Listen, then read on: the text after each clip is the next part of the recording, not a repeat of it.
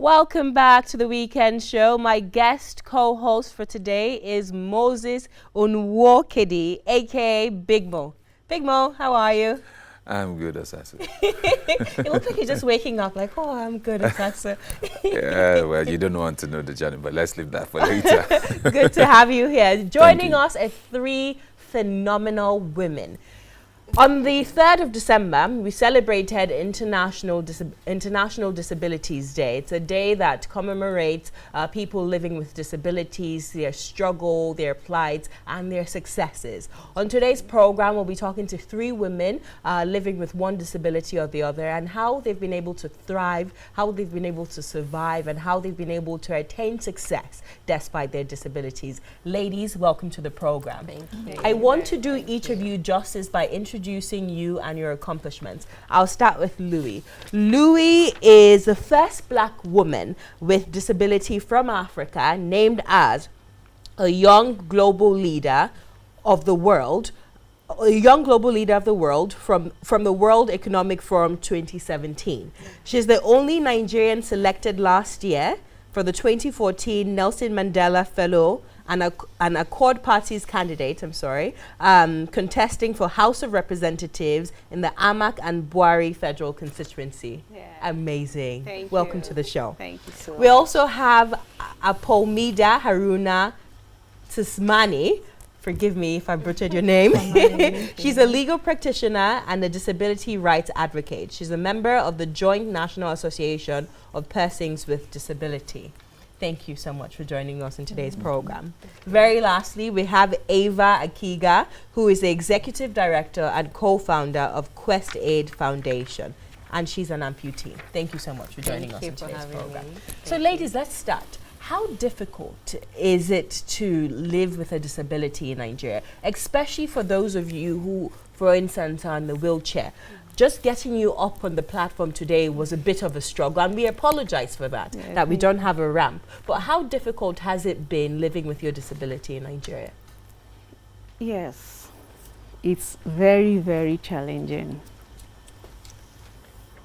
We are people that are being treated as second-class citizens in this country due to inaccessibility, exclusion, discrimination, and deprivation of our rights.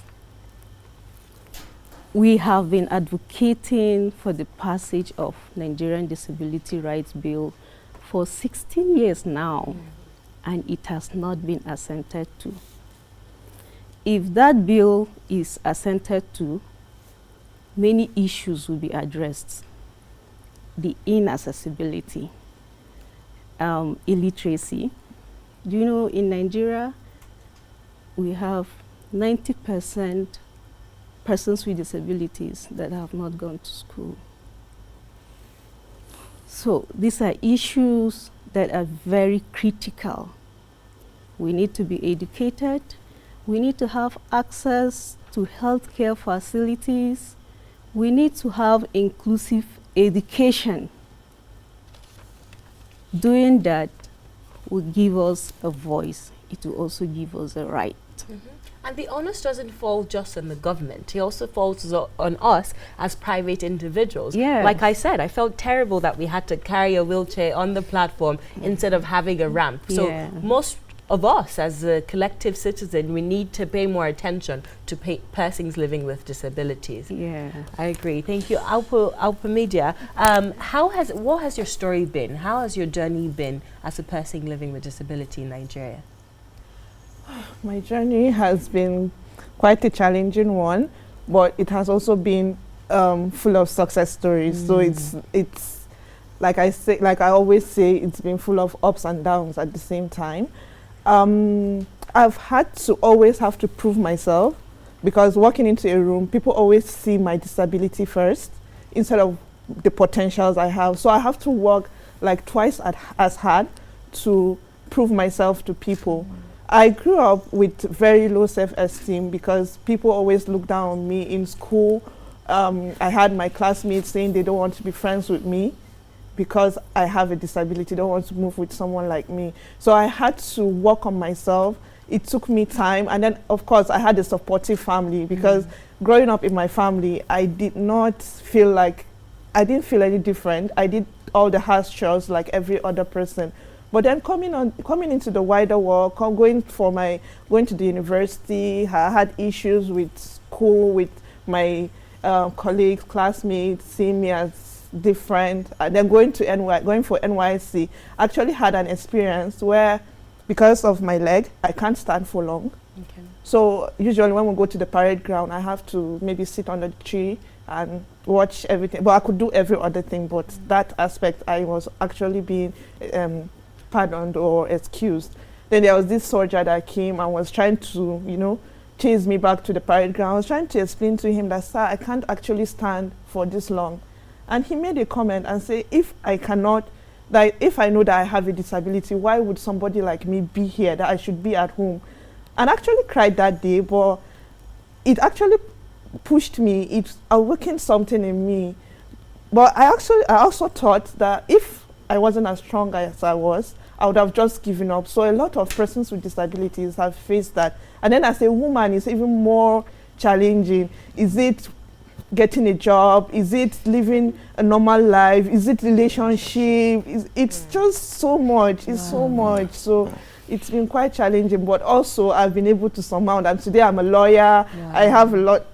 Let me just stop here. Oh my God. Having you just say that is emotional. But Apomida, do you think in Nigeria we have enough relevant bodies actually fighting the cause of persons living with disability?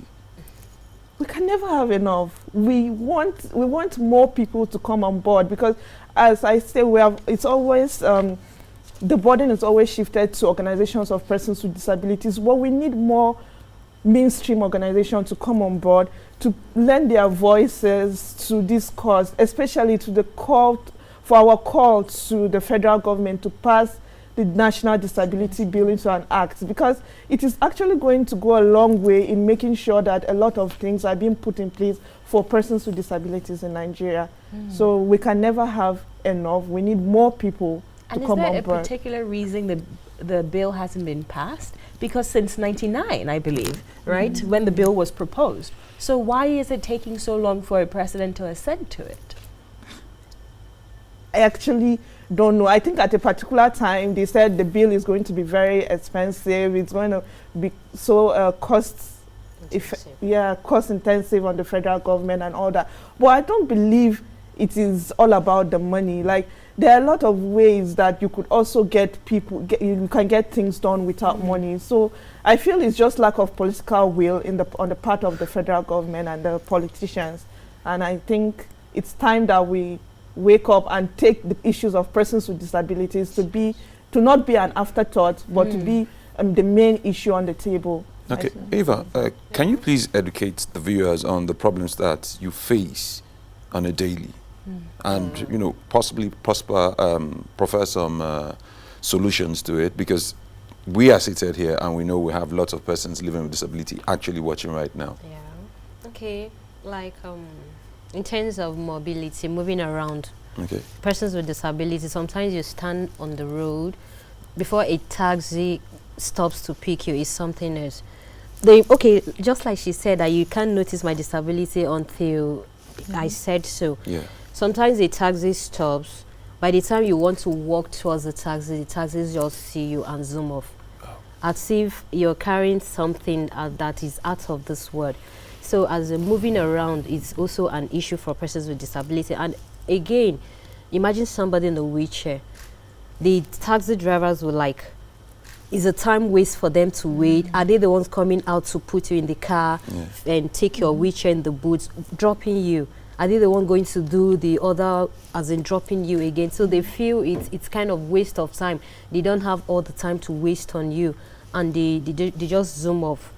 So we don't know. The thing is, our Nigerian mentality about persons with disability has to change. We are humans just like them. We are citizens of this country. We were born citizens before disability set in. I have been an amputee for the past 16 years. I wasn't born with it. Okay. Some years, we acquire disability in the course of our life. Some were actually born with it. But it's something that we can't change. It's something that has come to stay.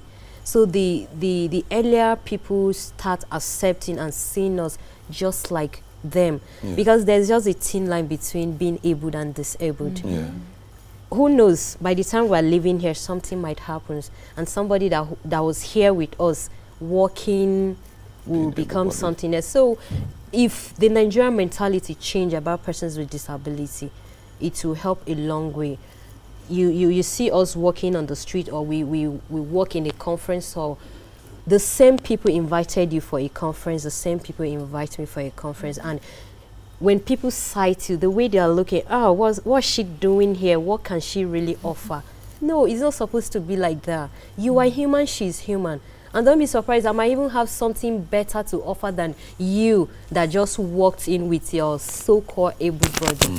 And I'm so glad you said that, because I've seen Lois at so many conferences. In fact, every workshop I go for, every conference, Lois is there waving the flags, talking about championing she's the our cause. pride, you know. She's our pride. I wish I could just clap on air and just keep going. She's our pride. We're so proud of her, and she's doing good. And we just wish that next year election she just gets to that seat, because we know she has a lot to offer, and by her getting there, we'll have a lot of opportunities too.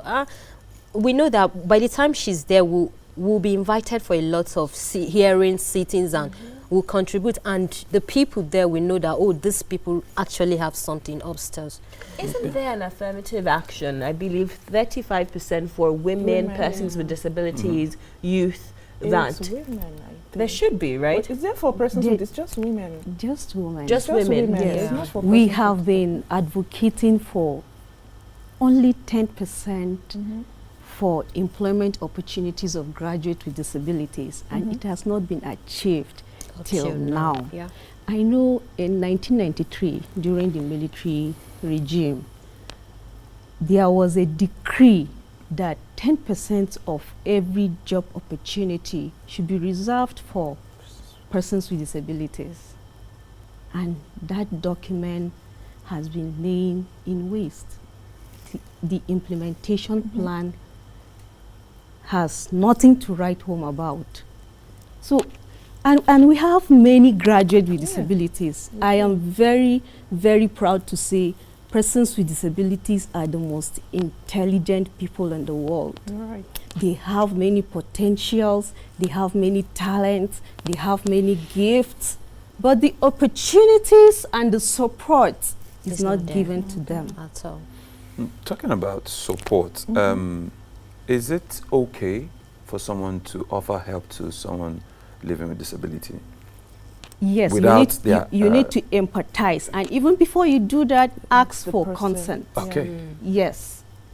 When you see me in a wheelchair and you want to help, say, please, can I help you? Okay. Is okay by me. I embarrassed someone the other day. Before I got my car, I was sitting by the roadside waiting for taxi to take me to the office. And a passersby just stopped and gave me 20 naira.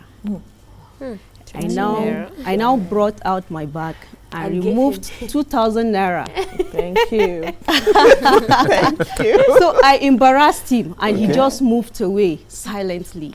So please, whenever you see a person with disability, empathize with him. Ask him or ask her, what can I do for you, please? Ask for consent first before attempting to help. Very lastly, ladies, how can we as a society be more sensitive? What can we do in our individual capacity to help you and ensure that your disability isn't all in all? How do we make sure that we can propel you to achieve your goals and to succeed? I'll start with you, then I'll end with Igbenidion. Yes. First of all, believe in our abilities. As I'm seated here, I'm a woman with 99 abilities, only one disability. and that was polio that affected only my legs. I have my brain to think, I have my hands to drive, I have my hands to write proposals that will bring impact in the lives of persons with disabilities. So people need to believe in us. People need to see beyond disabilities. We should see the person, not the challenge. Yeah. Yes, and doing that will bring us to the table to share plans together, agenda, strategies on how we can move forward. Yes, I believe we're making a gradual progress. In 2015, we were not like this. But now, many people are aware of disability issue. Many people knows what it is to be done to persons with disabilities than few years ago. So we need to come up together, CSOs, government, international development partners, and even our families. Some families don't believe in persons with disabilities. Exactly. That's why my first point said, believe in us. If my family did not believe in me, they wouldn't have sent me to school and I wouldn't be here. Yeah. So please, when you have a child with disability, look for a caregiver or CSOs or OPDs, organizations of persons with disabilities, to discuss on how that child will be sent to school. That's the first step. Exactly. Sending that child to school will give him a lot of opportunities. He will have confidence. He will become a great child in years to come. Mida is a lawyer today.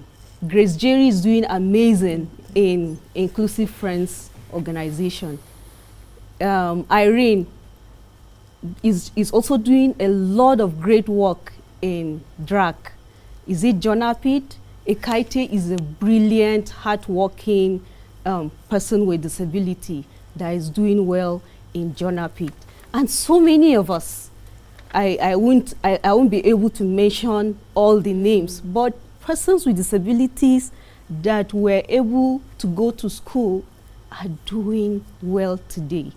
So I want government to include us in every policy, every program, every committee they are setting up.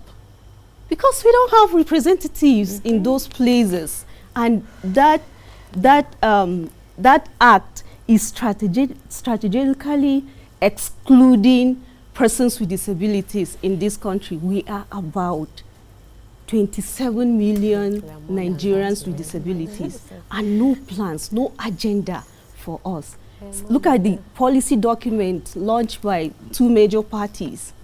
I think it's only PDP that mentioned sports for persons with disabilities.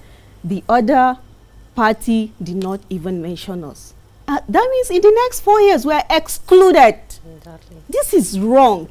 You go to other countries, you see ramp by the walkways. I have boarded taxi independently in the US. I have boarded train independently in the US. Many things are already in place because of ADA, Americans Disability Act. When will Nigerian Disability Rights Bill be assented to? It has been transmitted last 2 weeks in the National Assembly. Now we are waiting for presidential assent. Please, President Bwari, if you're listening to me, I'm appealing on behalf of millions of persons with disabilities to assent to this bill before the end of this administration. Because if you didn't do it, that means we have to start all over again. Please, Joe, don't Allah pass disability bill right now. Thank you, Lois. Ladies, very briefly, 30 seconds each. Your final words. Okay, I'll just give you a brief example of what we go through and how this country is treating us. Just imagine that you are a mother, you have 2 children in the house. One is on the slim side, the other is on the big side. And you give each money for a piece of yard to just sew a cloth. you are being fair to the slim child, while you are being very, very unfair to the child that is on the big side. And that's what we go through in Nigeria. The country is not fair to us. Everything is just thrown on the floor. The faster, the strongest gets everything.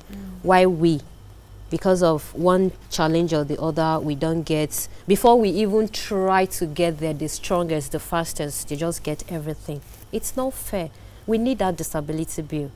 At least in that disability bill, there are some things that protect us. There are some places that you, a normal person, abled person, you won't even dare to go there. You know that, oh, this is for these people, they should come get it. So we really need that act to be passed to law. Mr. President, please. Just, in fact, we were thinking till December, that was the day for International Persons with Disabilities. We were thinking that was going to be our national cake. In fact, we just sat there, we were just expecting to hear the announcement made that, oh, this bill is passed. And to our disappointment, that day came, morning till night, nothing happened. But all the same, we still hope that something will be done about it. Most definitely. Exactly. Yeah. Okay. My last word will be, please, we need to be the main issue on the table, and we need to stop being an afterthought. After everything is being done, you'll be like, okay, there's this group of people that need to be considered.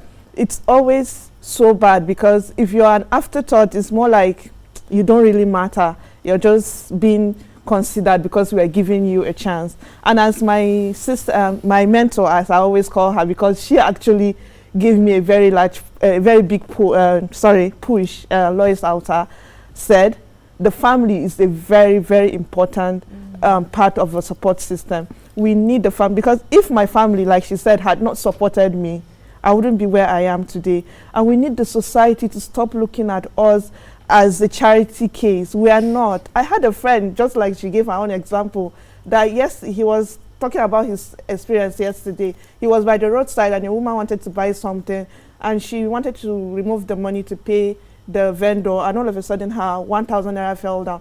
And he was trying to call her attention, because he's on a wheelchair, of course, he cannot bend down probably and pick it for her. He was trying to call her attention, but she was thinking he was calling her to beg for money. And then when she turned, he was telling her that, no, I wasn't begging. I was just calling you because your 1,000 naira fell down. So that attitude of seeing us as, you know, beggars or just good in whatever second class citizen way, as I'll say, need to stop. And we need everybody. It's not just the government work, government responsibility. Even at workplace, I have a colleague who is blind, who, even though he was given employment, does not have the assistive devices to help him. So it's not about you giving us employment alone. It's about you creating that environment that will allow us to work effectively. He's very intelligent. There are people like him, very, very intelligent, like him, like me. I always say that me too, I'm intelligent. Thank you so much, ladies.